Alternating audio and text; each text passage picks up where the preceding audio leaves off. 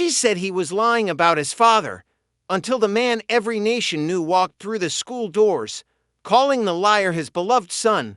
Before we begin, don't forget to subscribe and turn on the notification bell so you never miss another emotional story that touches the heart. In the heart of Atlanta, Georgia, where church bells echoed on Sundays and the smell of biscuits and butter filled the air on weekday mornings, lived a 12-year-old boy named Malik Carter.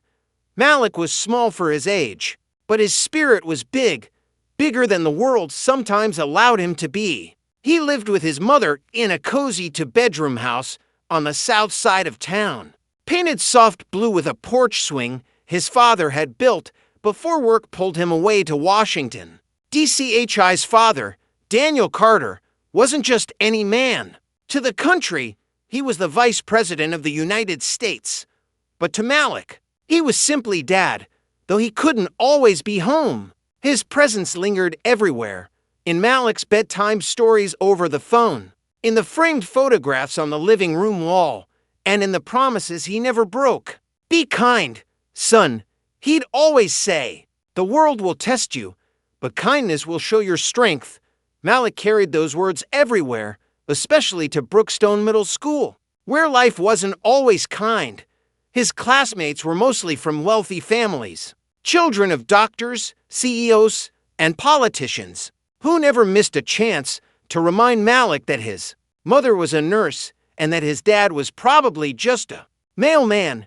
They teased him for his hand-me-down sneakers and the way he always spoke politely to teachers, even when they didn't show the same courtesy back.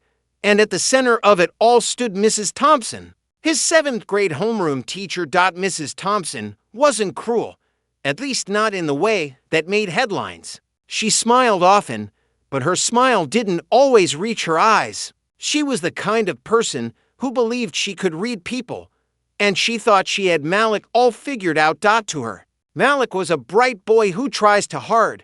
She often called on him for answers, but when he gave the right one, she acted surprised. When he mentioned his father worked in Washington, she'd tilt her head, smiling faintly. Washington, D.C.? My, that's quite far for a government helper, isn't it? The other kids snickered. Malik would lower his gaze, pretending not to hear, but inside, it hurt. Every day, he walked home with his backpack slung low and his mind full of questions. Why did people assume things about him? Why was the truth so hard to believe? Then came the announcement that would change everything. Career Day, Friday morning. Each student will share what their parents do. Malik's heart fluttered with excitement. Finally, a day where he could speak proudly about his father, the man who taught him to dream big. That night, he stayed up late writing his short presentation. He even practiced in front of the mirror. "Good morning, everyone," he said softly to his reflection. "My name is Malik Carter, and my father is the Vice President of the United States." He smiled shyly, imagining his classmates clapping. Maybe, finally, they would see him differently. The next morning, his mother noticed his excitement. "Big day, huh?" she said, packing his lunch, turkey sandwich, apple juice, and a small note that read, "You're enough, son, always." Malik nodded, grinning. "I'm gonna make you proud, Mama. You already do." When he arrived at school, the classroom buzzed with chatter. Colorful posters of different jobs hung on the walls. Doctors, teachers, engineers.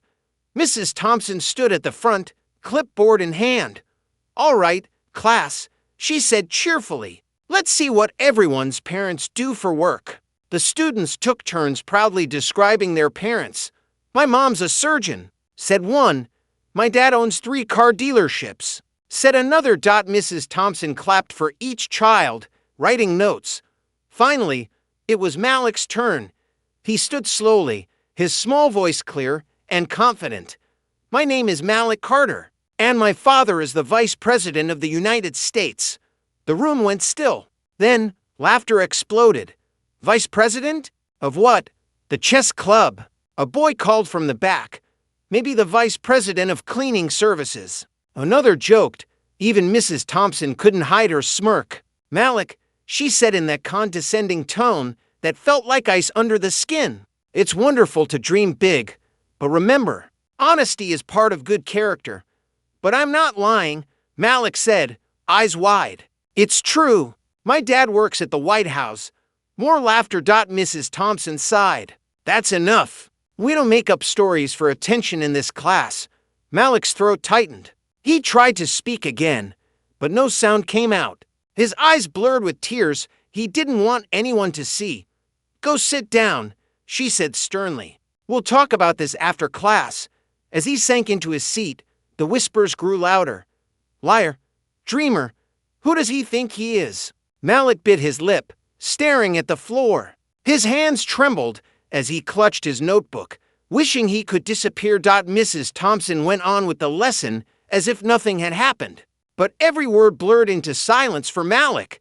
His mind echoed with one thought, why doesn't anyone believe me? When the final bell rang, he gathered his book slowly. As he reached the door, Mrs. Thompson called out, Malik, I expect the truth tomorrow. Don't dig yourself deeper in lies.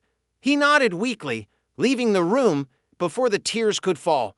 Outside, the sky was overcast. He walked home quietly, each step heavier than the last. The laughter still echoed in his ears. But somewhere beneath the hurt, a tiny voice inside whispered what his father always said, the truth doesn't need to shout. Son, it only needs time to be seen. What would you do if everyone laughed at your truth? Would you give up or wait for the moment it finally speaks for itself? The next morning at Brookstone Middle School, the air felt heavier for Malik. He sat quietly at his desk, avoiding eye contact. Even the smell of chalk and polished floors couldn't wash away the memory of laughter that had filled the room yesterday. A few students still giggled when he walked in. Someone whispered, Hey, Mr. Vice President's son, where's your limo? Another tossed a paper plane his way, with the words White House Boy scrawled on the side. He kept his head down. His notebook was open, but his mind was somewhere else, in Washington, D.C., with his father.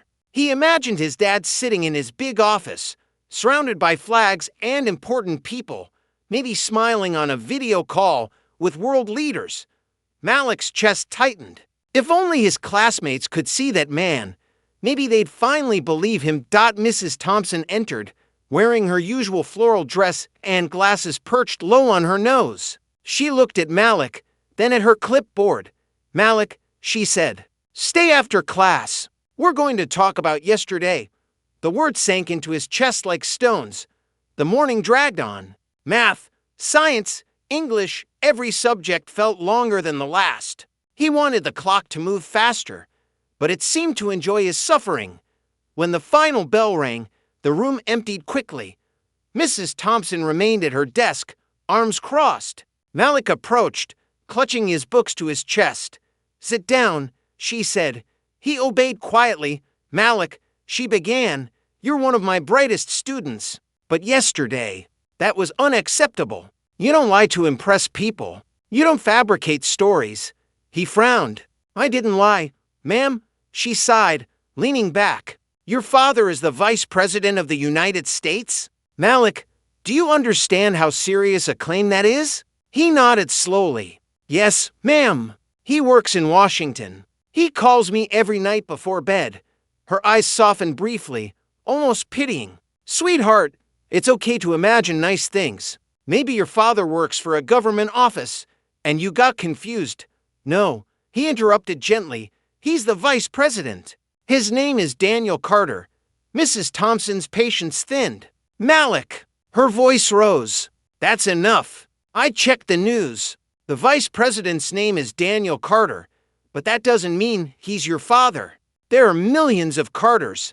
Malik blinked in disbelief. But, no buts. She snapped. I will not tolerate dishonesty in my classroom. You'll write an apology letter for lying to your classmates and wasting our time. Tears welled in his eyes, but he swallowed them back. Ma'am, I'm not lying. Mrs. Thompson stood. You can stop this story now, Malik. It's better to admit the truth early than be embarrassed later. He froze, unable to speak. He wanted to tell her about the photo in his living room. the medal his father had given him from the inauguration. The video calls where his dad said good night from the vice president's office, but his throat locked up. When he didn't respond. She handed him a paper. Here's your assignment. Bring it back tomorrow with a real story about your family. Malik took the paper quietly. His hands trembled. Yes, Mum. As he walked out of the classroom, the hallways blurred. He felt small, smaller than he'd ever felt. It wasn't just that his teacher didn't believe him. It was that she thought someone like him couldn't have a father like that. Outside, he sat on the steps alone. The wind carried the faint sound of kids laughing on the playground. He stared at the sky, blinking hard to keep his tears from falling. At home, his mother noticed his silence immediately.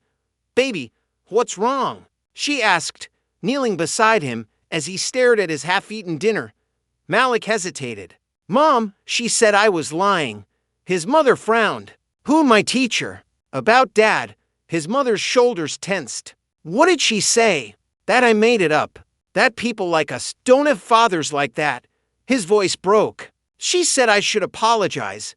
For a moment, the only sound in the room was the quiet hum of the refrigerator. His mother reached across the table, holding his small hand in hers. Listen to me, Malik, she said softly. You don't need to prove the truth to anyone. People see what they're ready to see. But it hurts, he whispered. They laughed at me. Her eyes glistened. I know. Baby, but your father didn't get where he is because people believed in him. He got there because he never gave up when they didn't. Malik nodded slowly. Do you think he'd be mad if he found out? His mother smiled faintly. Mad? No. He'd be proud of you for standing by the truth. That night, Malik lay awake in bed. The moonlight spilled across his wall, glowing faintly on the framed photo of his father shaking hands with the president. His tablet buzzed. A video call. He grabbed it quickly. Dad, hey, champ. His father's deep voice came through, warm and steady. You look tired. Tough day. Malik hesitated, then nodded. Dad, my teacher thinks I lied about you. Daniel Carter leaned back in his chair, surprise crossing his face. What? She said it wasn't true. Everyone laughed. For a long moment, the vice president was silent. Then he sighed, the weight of 1,000 speeches in his breath. Son, I'm sorry you had to go through that. Sometimes, people can't see past their own limits. Malik sniffed. She made me write an apology. Daniel smiled sadly. Don't you write that letter. You hear me? The truth needs no apology. But what if she doesn't believe me tomorrow? Daniel leaned closer to the camera, eyes steady. Then I'll make sure she does. Malik blinked. What do you mean? His father just smiled. That calm, knowing smile. Let's just say I'll be visiting Brookstone Middle School tomorrow. They invited a guest speaker for the school assembly, remember? Malik's mouth dropped open. You're coming. Wouldn't miss it for the world, champ. Malik grinned through his tears. Thank you, Dad. Sleep well, son. Tomorrow, you'll see. Truth doesn't shout. It shows. If you were Malik's father, would you visit the school quietly or make sure everyone who doubted your child learns the truth in public? That night, while most of Atlanta slept under a quiet blanket of stars, Malik Carter lay awake, staring at the faint ceiling light above his bed. His mind replayed every laugh, every whisper, and every cruel word that had hit him harder than a slap. He wanted to believe his father's promise, the truth shows itself. But after the day he'd had, those words felt like fragile glass. In the next room, his mother sat by the window, the phone in her hand. She had just ended a long call with her husband, Vice President Daniel Carter. Her eyes glistened with a mix of pride and worry.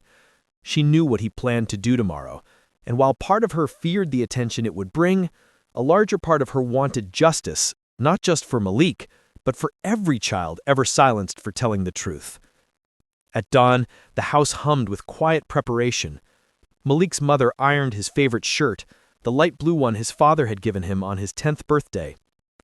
Big day, huh? She said softly as she handed it to him.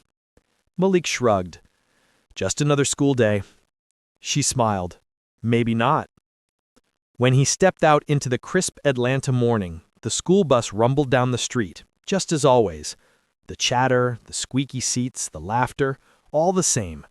But Malik sat by the window in silence, watching the world blur by. Meanwhile, 2 states away, in Washington, D.C., the vice president's motorcade was being prepared.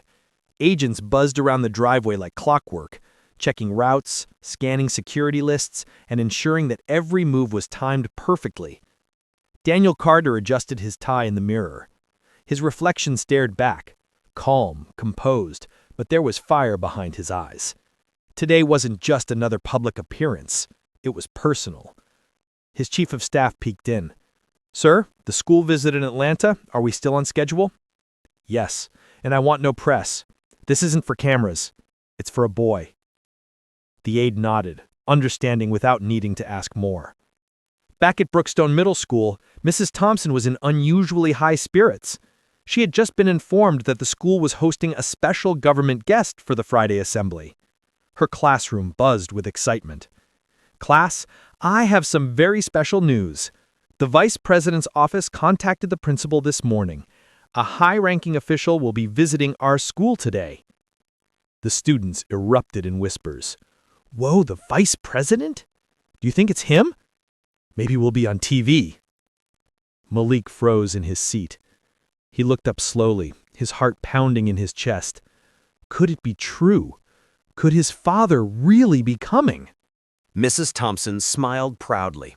"I've been asked to prepare our students for proper decorum. This is a once-in-a-lifetime opportunity." As she spoke, her eyes flickered toward Malik. "And perhaps some of us will learn a valuable lesson about honesty today." The class chuckled again. Malik said nothing. He didn't need to. Deep inside, a small spark of hope began to rise, the same spark that had almost gone out yesterday. By mid-morning, the school was spotless. Flags were ironed, chairs neatly lined up, and the gymnasium smelled faintly of lemon polish. Teachers rehearsed their lines, and students whispered excitedly in small groups. Malik sat near the back, fidgeting with the edge of his shirt. His heart thudded so hard he could almost hear it. Then came the sound. Distant at first, the faint rumble of engines. Then closer. Black SUVs rolled into the school driveway, sunlight flashing off their polished hoods. Security agents stepped out first, scanning the area.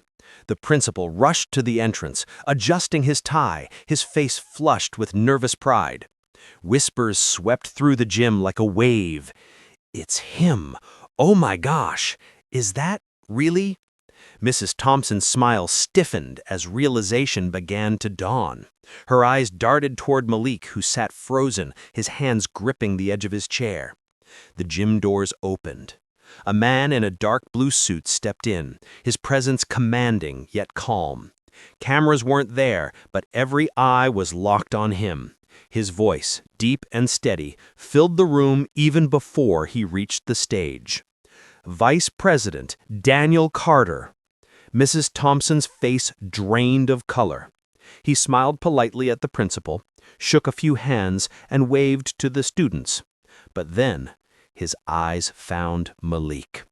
The boy rose slowly, unable to breathe, his vision blurred with tears that threatened to fall. And then it happened. Before anyone could react, the vice president walked straight down the aisle, past the teachers, past the whispers, and knelt beside Malik's chair. "There you are, champ," he said softly, his voice trembling with pride. A collective gasp filled the room.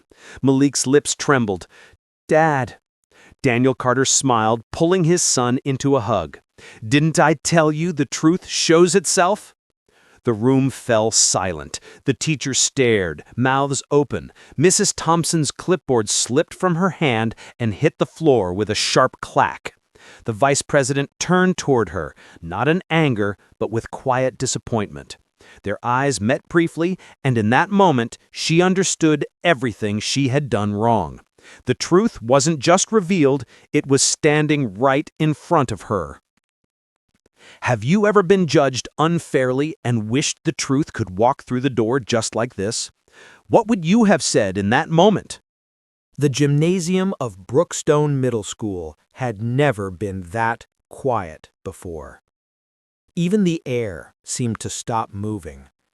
Students who only yesterday had mocked Malik now sat frozen, their mouths half open, eyes wide with disbelief. Vice President Daniel Carter still had his arm wrapped protectively around his son, his expression calm but firm. The kind of expression that said everything without a single word. He rose slowly, helping Malik to his feet. "You did well, son," he whispered. Malik sniffed, trying to stop the tears that threatened to spill. He couldn't believe it was real. His father, standing here in his school gym, surrounded by the very people who'd laughed at him. The principal stepped forward first, stammering as he adjusted his tie. "Mr. Vice President, this is an honor, sir. We had no idea."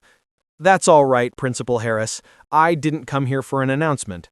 I came here for my son." Gasps rippled through the hall. The parents, teachers, and students who had gathered for the surprise government guest were now whispering to one another. Phones subtly recorded the moment, though the vice president's presence commanded enough respect to keep things mostly quiet. Mrs. Thompson was still standing near the stage, her hands trembling. The color had drained from her face completely. She tried to speak, but no sound came out. Daniel Carter turned toward her, not with rage, but with a heavy, quiet disappointment that was somehow worse. "You must be Mrs. Thompson?" "Yes, sir," she managed. He nodded. "Malik talks about you often." "He does?" Daniel's eyes softened for a moment. "Yes, he told me that you were a good teacher, that you challenged him." He paused. "He also told me that yesterday you called him a liar." The silence that followed was unbearable. Mrs. Thompson's eyes filled with tears. She opened her mouth, desperate to explain, but Daniel gently raised a hand. "I understand," he said quietly. "We all make mistakes, but some mistakes leave marks we can't see." The entire gym was hanging on every word. Malik stood beside his father, his small hands clenched tightly, his heart thudding so loud it seemed everyone could hear it. Daniel turned toward the audience now, his voice calm and strong, the voice of a leader, but more importantly, the voice of a father. "I wasn't supposed to be here today. My office scheduled this visit weeks ago. I wanted to talk to young people about truth and perseverance. But when my son called me last night, I realized I didn't need to talk about truth. I needed to show it." He looked at his son, pride shining through his composure. This young man right here, he didn't lie. He told you who his father was. And instead of being believed, he was laughed at, ridiculed, silenced. And that's not just a reflection of one classroom, it's a reflection of the world we live in sometimes. A hush fell over the room. He stepped forward, scanning the faces before him. Every child in this country deserves to be believed when they speak their truth, especially those who've been told their voices don't matter. A few students looked down, ashamed. Mrs. Thompson's hands were shaking now, tears finally streaming down her cheeks. Daniel's voice softened. "I grew up in a small town in Mississippi. My father worked at a gas station, and my mother cleaned houses. People laughed at me too when I said I wanted to serve my country. They said a boy like me would never stand where I stand today." He paused, letting the words sink in. But truth has a way of waiting. It doesn't need to fight. It doesn't need to argue. It just needs time. Malik's eyes shone with tears. He wasn't just hearing his father speak, he was feeling every word. The vice president took a slow breath. He came here not to embarrass anyone, but to remind everyone, when you look at a child, don't see their skin, their clothes, or where they come from. See their heart, see their truth, because that truth might one day lead the world. The entire gym erupted into applause. Students clapped slowly at first, then louder, until the sound filled every corner of the room. Mrs. Thompson couldn't stop crying. When the noise settled, she stepped forward. Her voice was trembling. "Mr. Vice President," she said softly, "I am deeply sorry. I let my assumptions blind me. And Malik," she turned to him, her eyes full of remorse, "I'm so sorry, sweetheart. You didn't deserve that. I should have believed you." Malik hesitated, his small voice barely carried across the mic. "It's okay, ma'am." Daniel smiled gently. "That's the kind of heart I raised." The principal dabbed his eyes discreetly, clearly moved. The vice president continued the assembly, now speaking more broadly about leadership, honesty, and courage. The students listened differently this time, not because of who he was, but because of what he said. When the bell finally rang, no one moved. The moment felt too sacred to break. Before leaving, Daniel knelt beside Malik once more. "You see, son, truth doesn't shout. It shines." Malik smiled, hugging him tightly. "I love you, Dad." "I love you too, champ." They walked out together, father and son, through the same doors that had once been filled with laughter and doubt. But now there was only silence and awe. Outside, reporters had begun to gather after catching wind of the visit. Cameras clicked, but Malik didn't hide this time. He stood tall beside his father, the Atlanta sun gleaming behind them. For once, the world saw not just a vice president and his son, but a boy whose truth had finally been heard. The rest of that morning felt like a dream. The vice president's visit became the talk of Brookstone Middle School, not just because of his title, but because of what had happened in that gym.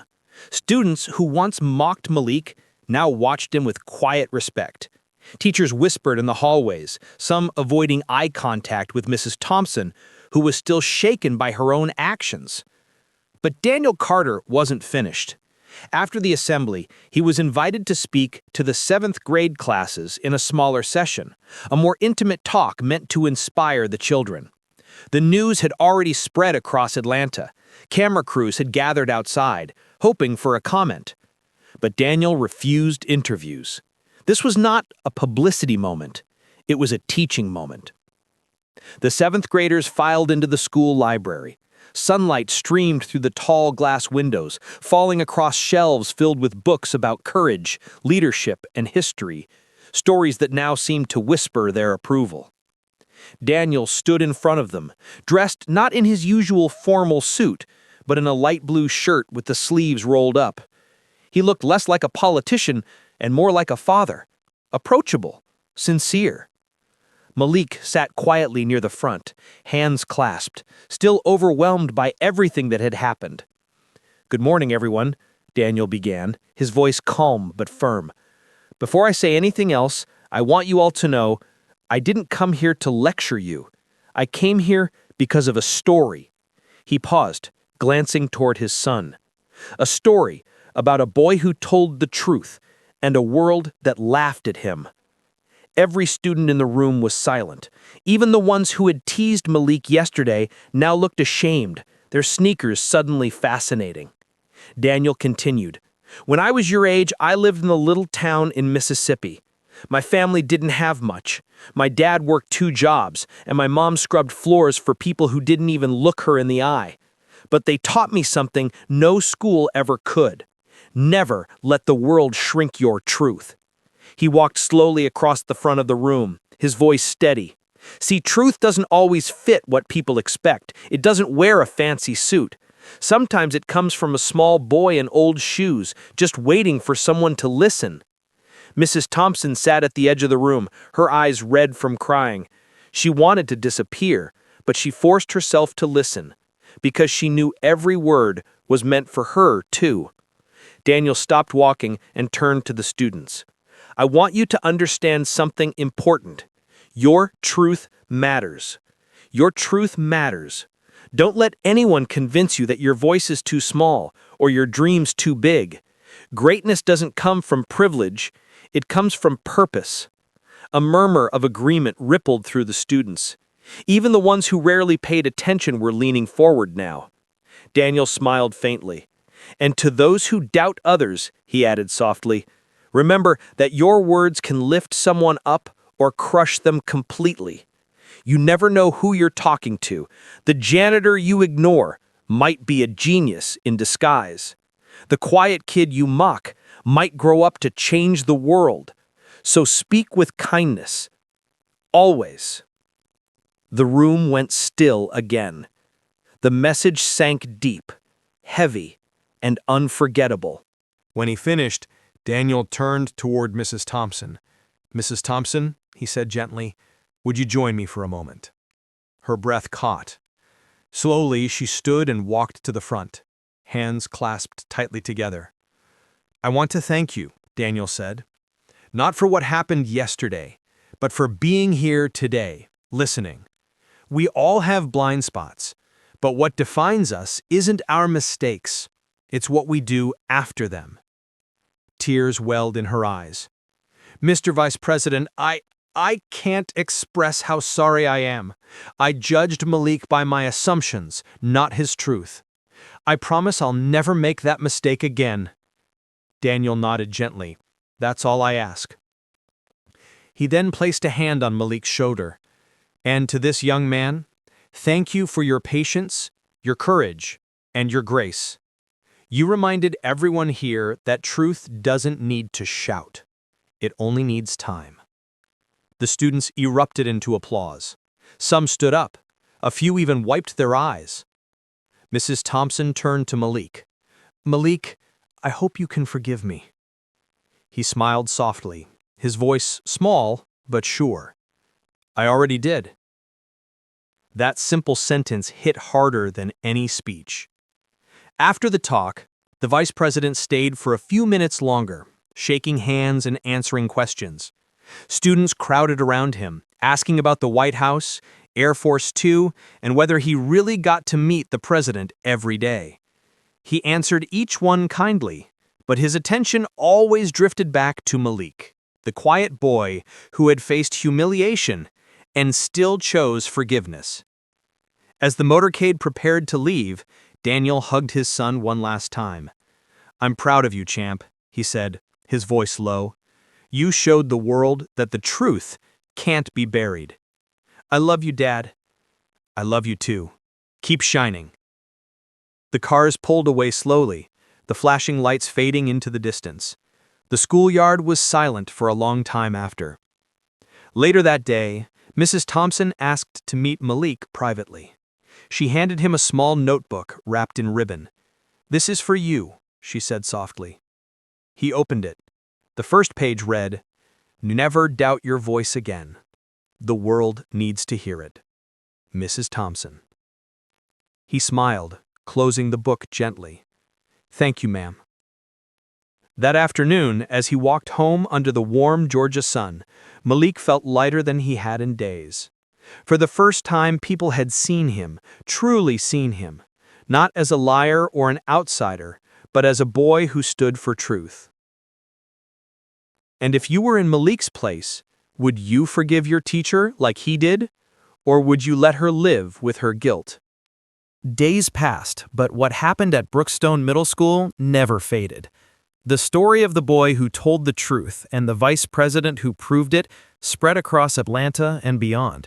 News channels replayed clips of the assembly, and social media buzzed with hashtags like Believe the Truth and hashtag Malik Carter. At first, Malik didn't understand the attention. To him, he was still just a regular kid, the one who liked sketching cars and reading comics. But his story had become something much bigger. When he arrived at school the following Monday, the atmosphere was completely different. Students who used to ignore him now waved. Some even apologized for laughing that day. Teachers greeted him warmly, not out of pity, but respect. Mrs. Thompson had transformed too. The once strict, dismissive woman now spoke with gentleness and humility. She began incorporating lessons about equality, empathy, and truth into our classes. On the whiteboard, she wrote a quote every morning, a small act, but a powerful one. One day, Malik entered the classroom and saw this written in neat blue marker. "The loudest lie may travel faster, but the quiet truth always arrives first." He smiled quietly to himself, knowing she meant it. Meanwhile, the vice president's office received hundreds of letters from parents and teachers across America. Some thanked him for speaking on behalf of their children. Others admitted they had judged kids unfairly and vowed to do better. Back home, Malik's mother, Angela, watched proudly as her son grew in confidence. She saw a new light in his eyes, not arrogance but calm assurance. "You see, baby," she told him one evening as they sat on the porch, "God doesn't let lies last forever." Malik nodded. "Mrs. Thompson said I should join the school debate team." Angela laughed. "Of course she did. You've got your father's voice and your own courage. That's a powerful mix." From then on, Malik joined the debate team, learning to use his voice not to defend himself, but to inspire others. Every time he stood at the podium, he remembered his father's words, "Truth doesn't shout, it shines." A few months later, Brookstone Middle School hosted a special assembly titled Voices That Matter. Students, parents, and even local reporters attended. Mrs. Thompson invited Malik to give the closing speech. When he stood on the stage, he wasn't nervous this time. He looked over the crowd and smiled, not the shy smile of a boy hiding behind his truth, but the calm confidence of someone who had lived through it. "My name is Malik Carter, and I used to think the truth was something people had to believe in for it to matter, but I learned that truth matters even when no one believes it." The audience was silent, hanging on his every word. Sometimes people will laugh at you. They'll say you're making things up because they can't imagine your world, but that's not your fault. It's their limits, not yours. So if you know your truth, hold it close. Let time speak for you. He paused, glancing toward the teachers. And to the adults, please listen when a child speaks. You never know what it takes for them to find their voice. When he finished, the entire hall erupted in applause. Students rose to their feet. Mrs. Thompson clapped through tears, her pride in him genuine. That moment was photographed and shared across the internet. Malik standing on the stage, hand over heart, his words echoing the very lesson his father had taught. Later that evening, Malik and his father sat together at home. The vice president had returned from D.C. for a weekend visit. "I saw your speech," Daniel said, smiling. "You sounded like someone I know." Malik grinned. "Maybe I learned from the best." Daniel laughed softly. "Maybe, but I think you've already surpassed me." He looked out at the setting George's sun. "You know, son, this whole thing reminded me of something my mother used to say." Malik tilted his head. "What's that?" Daniel leaned back, his eyes thoughtful. "The truth may walk slowly, but it never walks alone." Malik nodded slowly. "I like that." "You should. It's what kept me going, and now it'll keep you strong too." They sat together in silence for a moment, the evening breeze carrying the smell of magnolias through the air. The next day, Mrs. Thompson started a new school project called Our True Stories. Each student was asked to share something real from their life, something others might not believe. Malik's story inspired dozens of others to open up. A shy girl admitted her mother was deaf and that she often acted as her translator. A boy shared that his dad worked 3 jobs but still came home every night to read him stories. For the first time, the classroom became a safe space for truth. Mrs. Thompson looked at Malik from her desk and smiled. His courage had changed not only the class, but her heart. Years later, when Malik was graduating from high school, the principal gave a speech about students who leave a mark. He said, "Some students make good grades, some make noise, but a few, a very few, make change." Malik Carter did all three. As Malik walked across the stage in his navy blue gown, he spotted Mrs. Thompson in the crowd. She was clapping proudly, tears in her eyes again, but this time they were tears of joy. When he reached the end of the aisle, she whispered as he passed, "Thank you, Malik, for teaching me."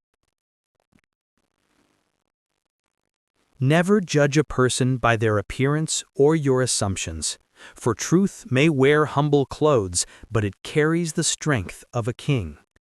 Or as they say in the old African way, the child you mock today may be the one the world bows to tomorrow.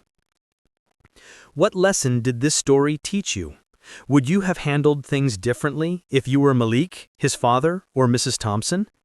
If this story moved you, please like, comment, and subscribe for more life-changing stories every week. Your support keeps these stories alive.